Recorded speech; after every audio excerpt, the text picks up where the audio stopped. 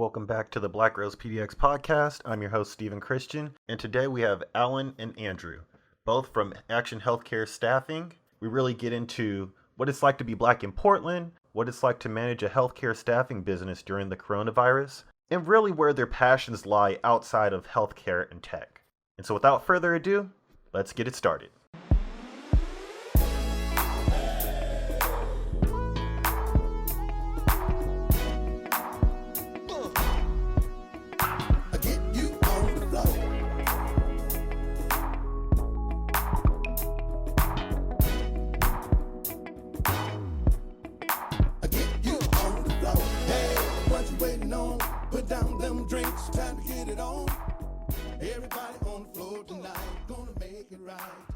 So welcome to the podcast.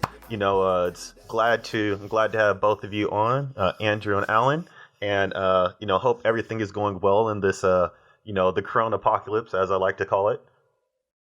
Yeah. it's been crazy. We've been basically full transparency. I'm actually self-quarantining right now, and we've been having to deal with still doing what we got to do and working remotely, and it's definitely changed the way we've done business. But luckily for the way Allan has the business set up and the way we're running everything, been pretty agile and been able to adapt quickly. Okay. Yeah, that's always good to hear, because a lot of brick and mortar businesses and stuff like that are really taking a hit right now. It's wild, kind of. Yeah, it is. I mean, I feel blessed that we're actually in a situation where we can serve, and we can be a part of the people responding to the crisis through our nursing staff.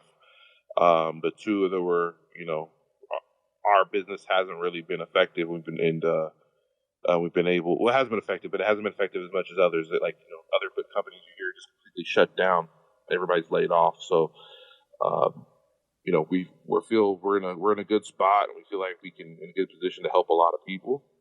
We're just going to keep things rolling. So it's one of the cool things about the healthcare staffing space.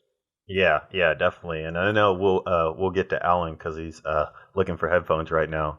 But me and you kind of go back, because I think we met at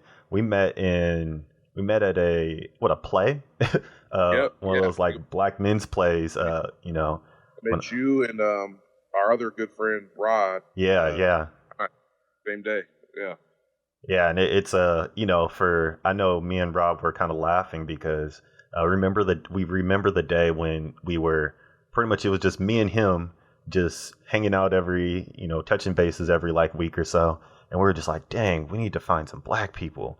And then we go to a play out of all places, and that becomes our beacon of hope that kind of set everything in place for what we were actually looking for. So we always kind of laugh at that, of out of all things, you'll find a whole bunch of black people at a play.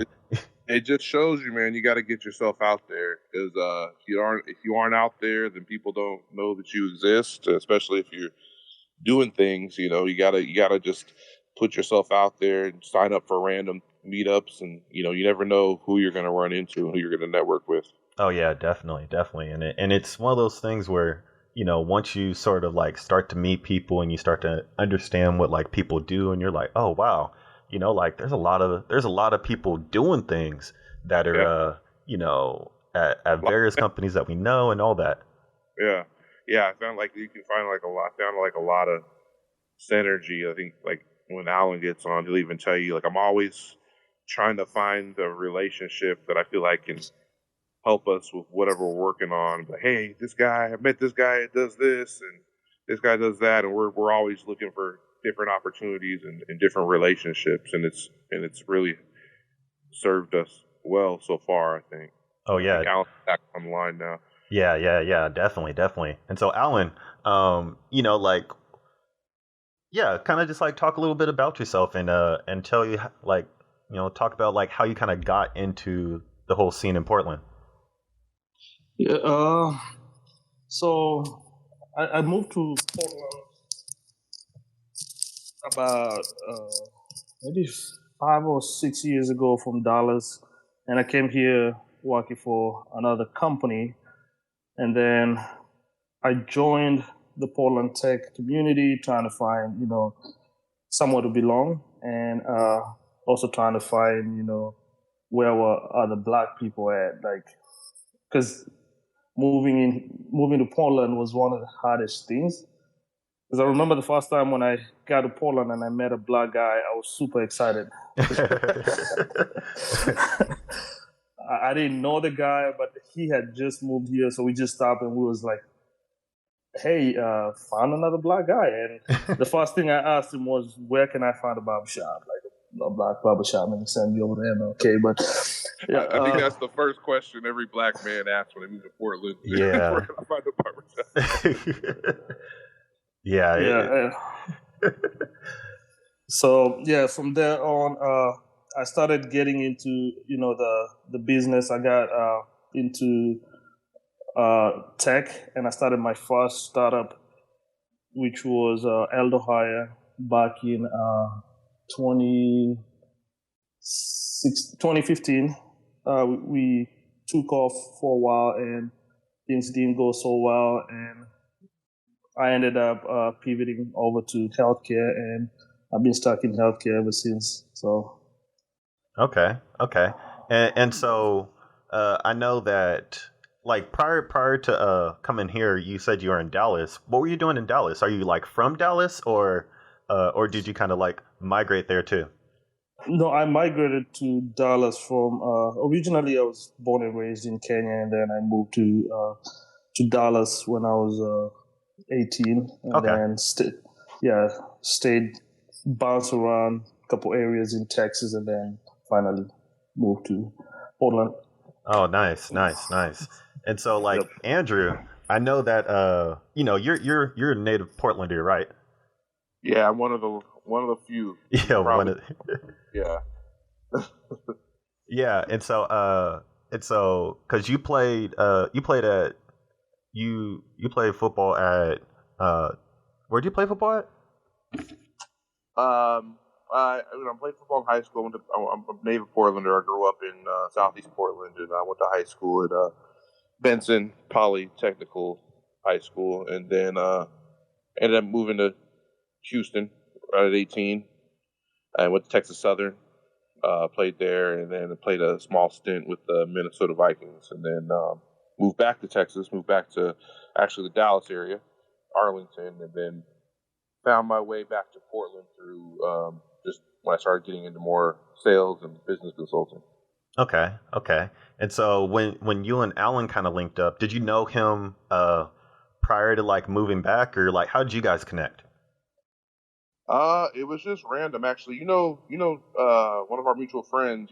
Probably remember Jasmine. Like we were all mutual friends, and that's where I introduced to Allan through her. Okay.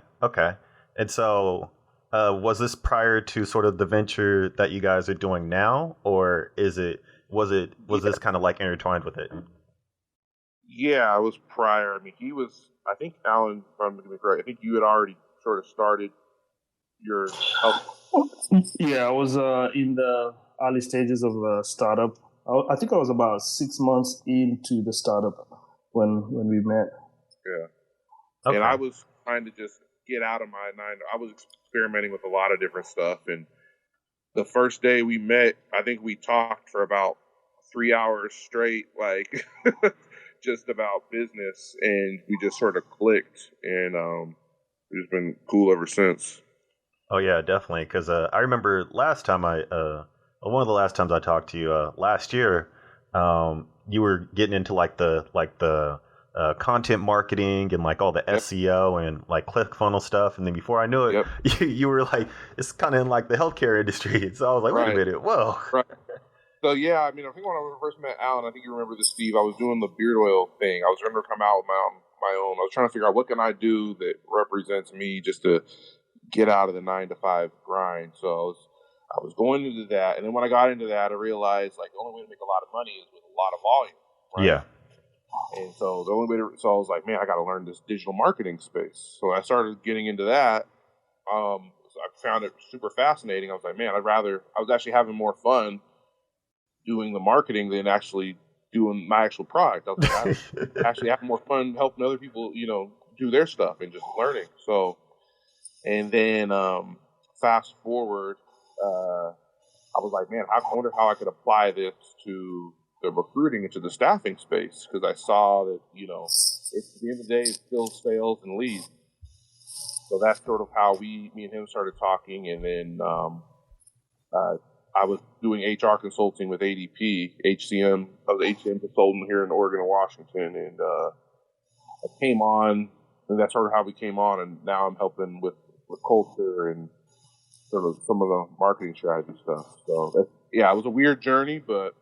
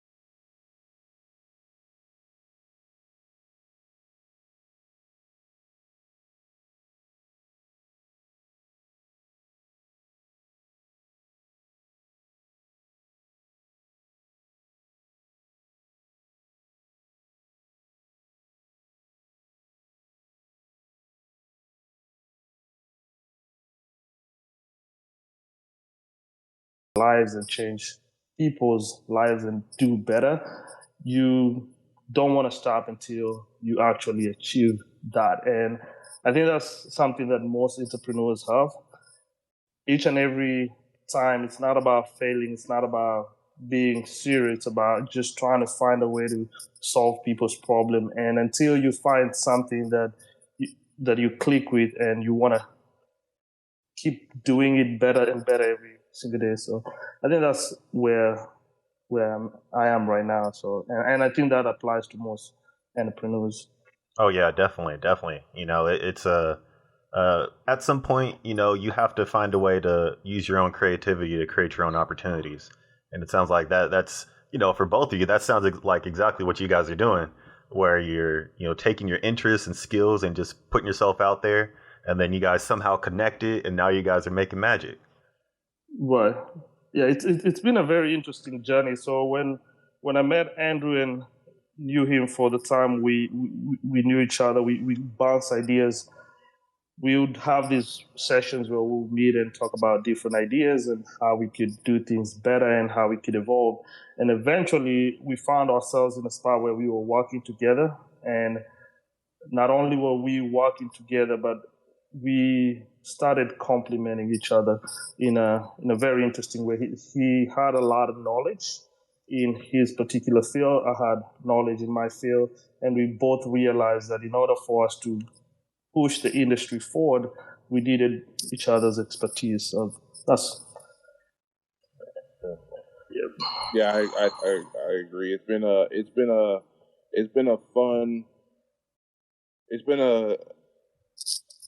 I'm probably working we're probably we'll sit there and talk. It's been a consuming process, but it's probably been the most fun I've had in years when it comes to a business capacity. Even though I don't come from a healthcare background, I really don't come from a tech background. I understand it, but that's not. But it's been it's been fun to take things you've learned from different industries and like apply it in different ways that our industry hasn't seen before. And I think that we're starting to gain a lot of traction and being known as innovators, especially, there's some of the things that we're bringing to market and the way we're approaching the industry. Yeah, and you bring a very like interesting point up because to be in the health sector, to be in the health sector, to be in any of those different things, I mean, really the foundation is just, what tasks and what skills are needed to run a business. And so regardless of what industry you're in, if you're a numbers person and you like to count, you like money, you like to, do all that stuff, you don't have to just be a math teacher. You could be an accountant for, Kaiser. You could be an accountant for you guys. You could be an accountant for Facebook. Right. Like you could, same thing with like English majors and people that like to write. Right. I'm pretty sure you guys deal with a lot of like having to do a lot of copy for ads and brochures and all that stuff. Right. And those skills and those jobs, aren't restricted to just, like one sector, one part of the industry. And so it's good that you said that, like you don't have that background in healthcare and you don't have that background in tech, but you're in the tech space. Right. No, that's true. Like one of the people and I think both of you guys know this, I'm really big into like the self-development business books. I think both of you guys are too. I know Allan is for sure. And one of the people that I follow is Tony Robbins and things like that. And one thing that stuck with me when I read one of his business books was business is nothing but innovation and marketing. Yeah. Like literally, it's all business is. If you want to be successful, you need to innovate and you need to market, and you're gonna be profitable. And it's weird how simple it is, but how it transitions. It basically any industry. I'm realizing like it doesn't matter. You can innovate and you can market and you can dominate. Oh yeah, definitely. Totally agree with that. Yep. Yeah, and so with everything that's been going on with the coronavirus and everything, like how has this impacted what you guys are doing right now? Yeah, I'll tell you the most interesting part is right now we are facing something we've never faced before in life, and there's no book that was ever written on how we could face such a thing. So it's bringing out the best in us as leaders and us as innovators. And we've had to sit down and make decisions that most would never have had to make in the past. We've had to sit down and spend nights and nights when this whole thing started and to evolve, to kind of think of strategies on how to be the voice of reason. We are in the middle of the whole crisis because we work with a lot of hospitals, a lot of nursing homes, and those are sectors that are highly affected and where help is really needed the most. So we are in the middle of that, and the decisions we make as a business is affecting people's lives. Not only our employees, but those people that are actually getting the help that our businesses do provide. So we had to make a lot of decisions that most people are not having to make. Washington was one of the states that was affected by the virus. Yeah. And before the rest of the other states were affected, we had to make a lot of decisions because we have offices in Tacoma, Seattle, and Vancouver, and our Vancouver office is also serving the Portland market. So we were in the heart of the virus. So Yeah. the decisions that we made were very critical, and we were also trying to pave way for what was about to happen to the rest of the nation. So we had to sit down and think about how do we make sure that our employees do not become like one of the critical decisions we had to make was making sure that we contain our employees to the same facilities that we send them to. Because initially, before pre-coronavirus, we would send multiple our employees to multiple facilities, and that was okay. But right now, it's not. Yeah. So that's a decision that we had to make and over communicate with our partner facilities and let them know, hey, this is our strategy. And I think this is the best way for us to react to this situation, and we want you to be on board. And also, we had to have a lot of dialogues with different administrators and ask them, how can we help? And yeah, that's I mean, yeah, that's just pretty. When you start to think about it, really sit down and think about it, like it starts to, the reality of those numbers become really become real. And so how many employees are you guys overseeing right now? Is amongst all this stuff? So we're looking at about 250 employees actively working, and a pool of about 320 total. Oh wow! And so you have to manage not only where they're going, but also where they've been, so that they don't start to cross infect other areas. That's correct. Man, that's a task in and of itself, right there. Right, and so one of the things that we had to react by doing the social distancing was trying to contain the same employees to the same buildings that they've been working, and also trying to forge partnerships that were never there before. Like, how do we help you maintain the people that you've worked with in the past, try to assimilate them into your pool. And at this point, it's not that they belong to us or we could send them anywhere else. It's about, we know it's going to come a time when you need these people. How could we make sure that when that time comes, that you have the right workforce to be able to take care of the people that you need to keep taking care of and keeping the healthcare system going. Right. It's a scary thing because you think about this brand that's been built over the last 3 years that started from, his house and one nurse, his mom sending her to pick up shifts, to now it's this large enterprise. It's like every decision right now is critical because you're being right in the mix of the most highly vulnerable class, like we're serving post-acute care nursing homes. Yeah. Everything we do is under the microscope. So it took a hit financially, but we had to take care of our people, and make sure that and take care of the patients that we're serving. So it was a serious decision. But. Oh yeah, I mean, one of the things that because my girlfriend, she works at a nursing home in the memory care unit, and they're putting everybody on lockdown right now.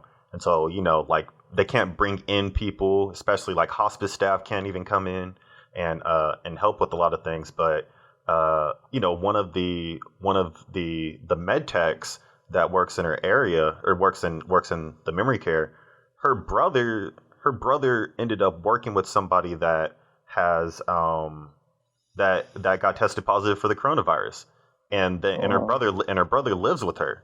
And so now she's been coming to work. She's put on quarantine now, and now now my girlfriend is susceptible to it because she was working with her for the past past week. And so it's these things become very, very real once you actually look at the numbers and look at all that stuff. Right, and you see the crazy part is not even. We know it's happening, and we don't even know how it's evolving. Yeah. And someone in the whole of everything, we have to find the voice of hope. Like, that's one thing that's going to drive the way we do things. Because we know that it's going to keep evolving. And the messed up part about everything is that we don't have a concrete solution to the problem. And so even for us, the biggest job that we have is not trying to just send people out there, but it's also to inspire hope to the people that are actually going out there and trying to, offer the help and keep us safe. And, and also work with the people that have already been affected. So we have to constantly over communicate with our employees and find out, have you been in contact with someone that has been affected, like in your particular case right now, right? Yeah. Yeah. That's super critical. That information is super critical, and it could also save a lot of people's lives when people are actually upfront and honest about who have you interacted with, have you been in contact with somebody that has been infected, and being able to get that information. And for us as a business, is about making decisions that are right and being able to say, okay, so this information was communicated to us, and we have to do the right thing with that information and reach out to the facilities that these people have been working with and notify them. Also try to figure out, could these people have been in contact with other people, and how do we take measures to be able to quarantine and isolate those cases to be able to minimize the amount of infections that could proceed from that. Oh yeah, definitely. It's a, it's definitely trying times right now. It's testing not only our infrastructure but also our resolve.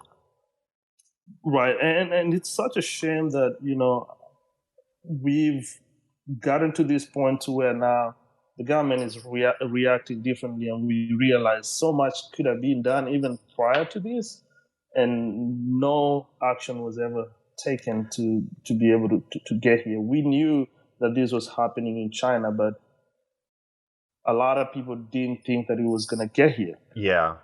I think a lot of people sort of didn't realize how much of a global impact a lot of these things have, because we're in such a global economy now. Right, and the crazy part is that this is going to affect the way we've lived our lives forever. Yeah, that's definitely true. Right, and businesses are going to be affected. People's lives will be affected. Relationships will be affected. Organizations will be affected. And so, with these kind of things, I think the best thing we could start doing is trying to figure out, how do we stay very positive, and how do we preach a message of positivity within our communities? How do we still encourage each other? How do we look out for each other? We as businesses have responsibilities to our employee. Businesses are reacting by saying, hey, we're going to lay off people, right? Yeah. And the difference between organizations that are actually going to make critical choices and the organizations that don't care about their employees is the way we react to such situations. And the crazy part is that there is no training manual for such, especially if you're a small business. But then there's the basics of humanity that you got to do right by people, and you also got to do right by your own employees. So it's very important that even as business owners, we react differently by making sure that we take care of our employees. And this is something that I've always said. We probably will have to do things that don't scale and things that we've never done before, right? Yeah, to kind of just ride the storm. And then Correct. once things get better, then you start to see sort of this growing and the scaling. It's I always because I'm in the healthcare field, and I'm like diving deeper into it. And it all goes back to biology. If you don't have the resources, you can't grow. But if you have all the abundant resources in the world, then your opportunities for growth become exponential. Right. Yeah. And so with I understand that you are like in the healthcare field, but you're also in the tech sector. And so how does this create an opportunity for you to explore sort of opportunities within tech to improve the situations of running the business, as well as like the day-to-day functionings for people?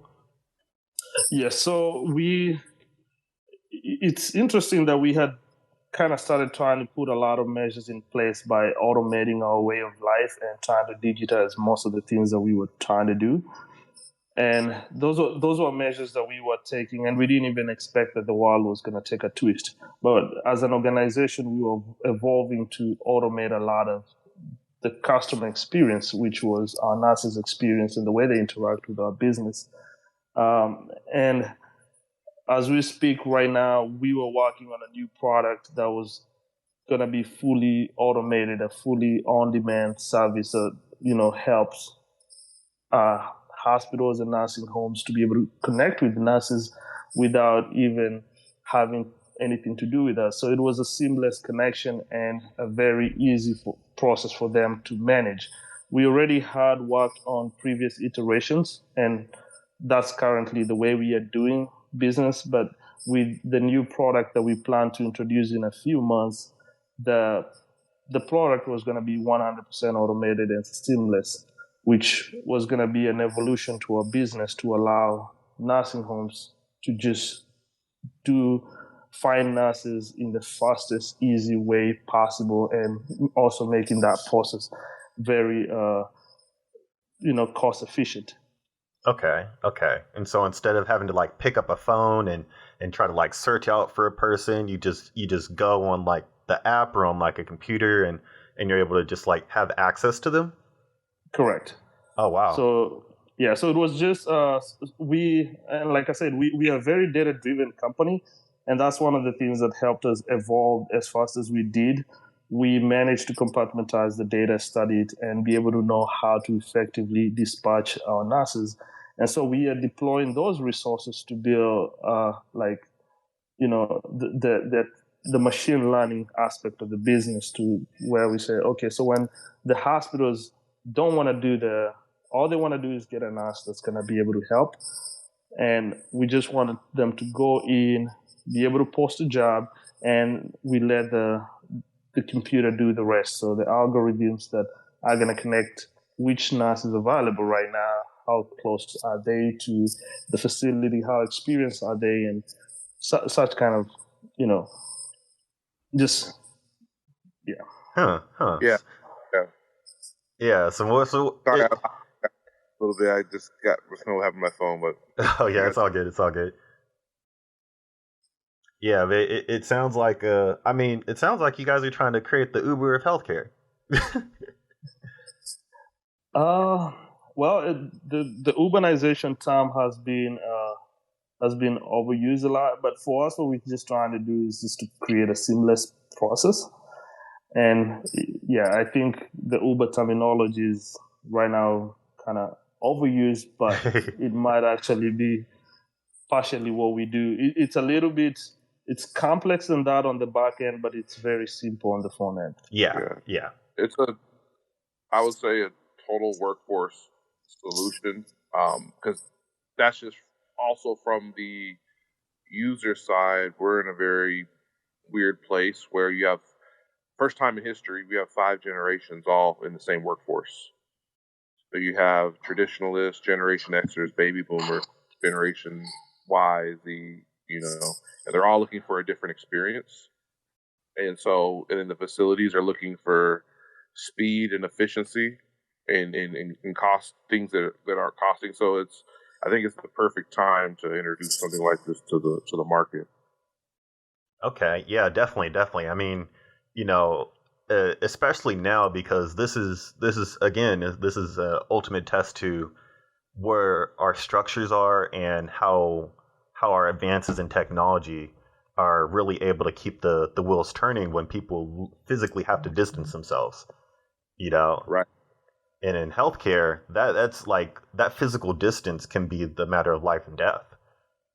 Yeah, it's not a shop. We can't shut down and turn off. Like, people will die if the company turns off. So yeah, it's always like crazy to kind of think about it like that, because it's a lot of things that we kind of take for granted.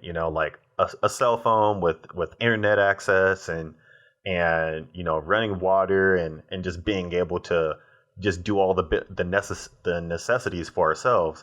But there are people that really rely on those services to actually just get through the day. Right. And, even as businesses right now, we are forced to think about what is really happening around us and how can we be able to evolve to be able to accommodate with the ever changing, fast changing, pace of life. Like right now, everything is happening on your mobile phone, and not just mobile phone.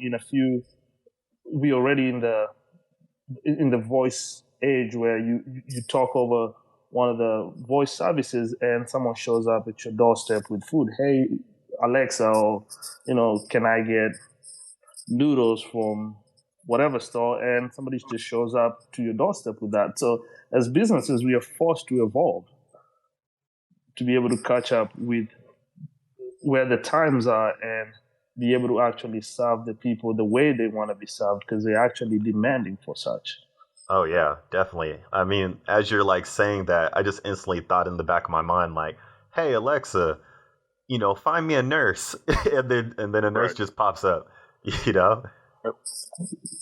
Right. And those are things that are actually will have to happen. And especially right now, where if you look at a hospital, they don't have time to be able to sit down and call through 27 agencies to be able to get one nurse to show up and help. Right. Yeah. Mm-hmm. They just want to be able to either go on a platform and just say, hey, get me a nurse. And that process has to be simple and very seamless. And then they don't have to manage that. The next thing is a nurse shows up at the doorstep and they're ready to fly. Yes.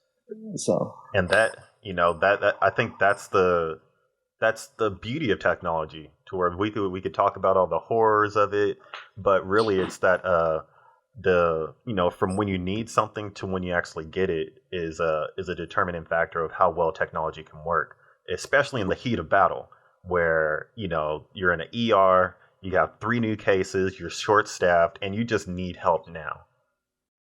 Right. And it also, well, from the other end, you also, the user, the actual nurse, the employee, they're looking for a new experience as well. They're looking to have more control. They're looking to have more flexibility. Baby boomers and millennials and Generation Y, like they approach work much differently. We approach work much different than our parents did. In what we plan to get, from what we expect from our employer is much different, and that too has to evolve. Like if this was 20 years ago or 10 years ago, even the economy would be in way worse shape because they wouldn't have Zoom or Google Hangout. People couldn't even get business done online. So the fact that all 3 of us, like for example, we grew up in the digital age, we have certain expectation for our employers. Like, why do we have to go to payroll to get paycheck stubs? Why can't I just access it right here on my phone? Why do I have to, if it's 3 in the morning and I want to look at my healthcare plan, why do I have to wait to talk to HR? Like, so just people are looking for more control, more flexibility. They expect it. They grew up with Facebook. They're used to doing things their own time. So, Oh yeah, definitely. it's a double-edged. Yeah, I mean, it's just you gotta adapt or you get lost. That's really what it comes down to. Just like playing football or anything else. There's always guys coming in that are going to be better, more skilled, younger, and you just got to figure out a way to adapt to it and just get the job done. Right. well, and what's interesting about what is happening today, so like I was telling Andrew a couple of days back, when I built my last startup, Aldo Hire, which was an on-demand workforce for blue-collar jobs, I thought it was a total failure that we were not able to take off. And when I evolved into a different industry, something that I started creating about 8 years ago is actually something that probably at the time was ahead of its time. However, right now it's the perfect opportunity for something that we were actually looking into building then. So it was not 100% a failure. There was a lot of lessons that we took from that to be able to marry together with the industry we're in and the changing in times, to be able to figure out how could we make this industry move forward in a better way.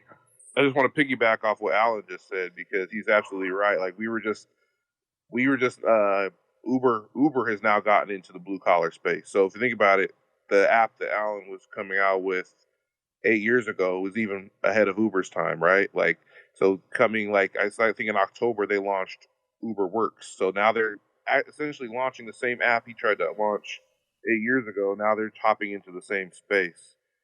So the timing is like the rest of the world is caught up with that on-demand workforce. Yeah, and I think what you guys are saying is really powerful, because not when you often do things, albeit for jobs, for school, for for hobbies. That all that stuff doesn't. You don't have to. You don't always end up making money from it.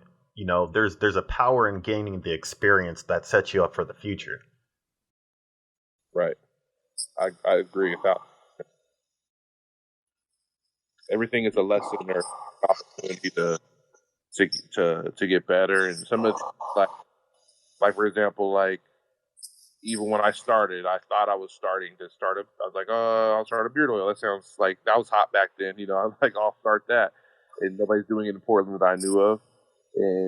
But the skills I learned in marketing and digital marketing helped me transition into a whole different field. Even though that may have been, some people may say that'd be a failure, but actually it wasn't, because if I hadn't have tried that, I would have never learned about the marketing space when it comes to digital media.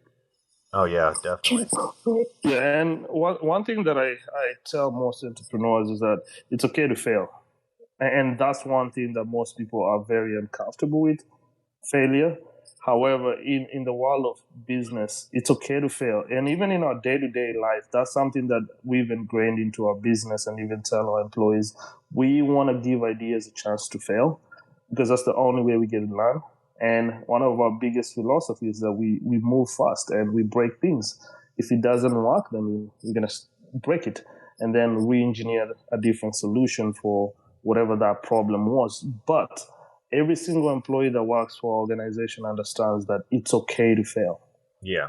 And don't be afraid of that, which is one of the things that we've grown up being told failure is a bad thing. Yeah, definitely.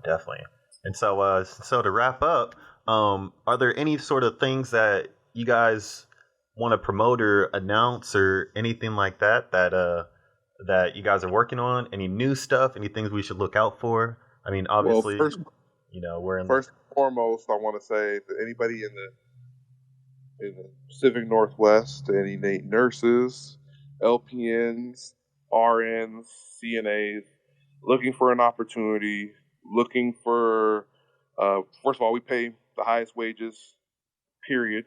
So nobody's going to pay more than us. So anybody looking to help in this critical crisis we're going through as a country with the coronavirus, we need all the help we can get.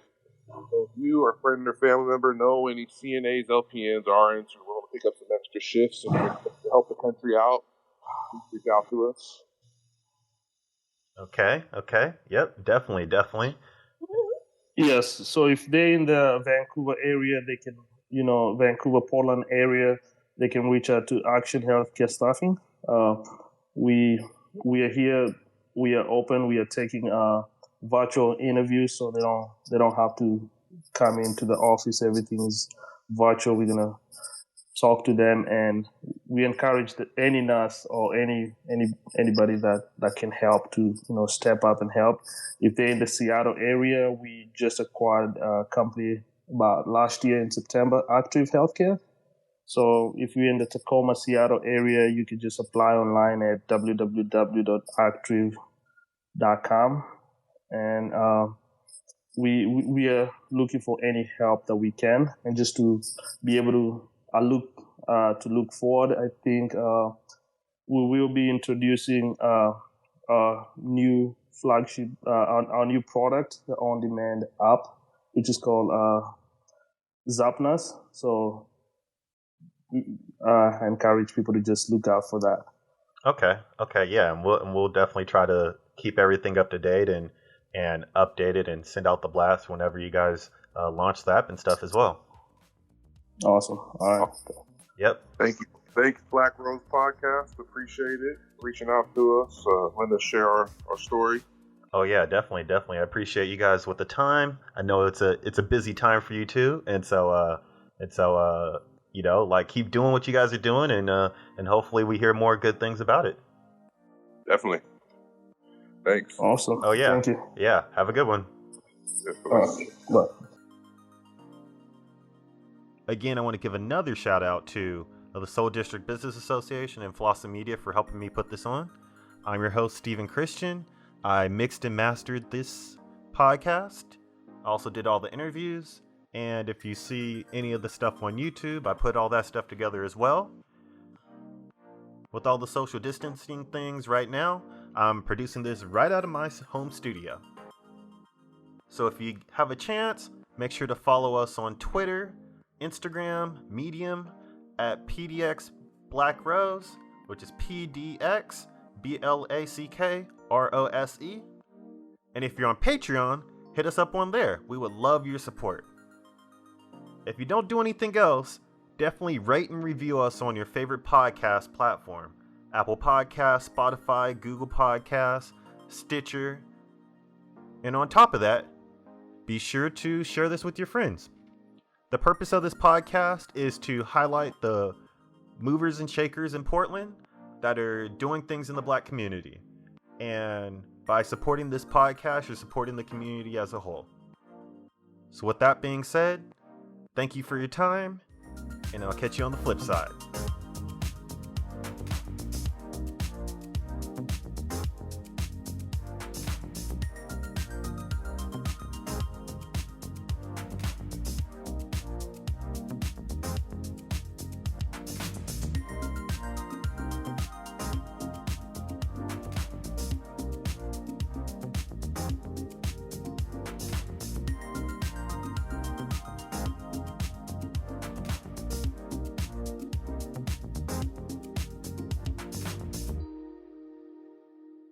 The intro song is brought to you by Andy Stokes, and the outro song is brought to you by Spring Gang from Epidemic Sound.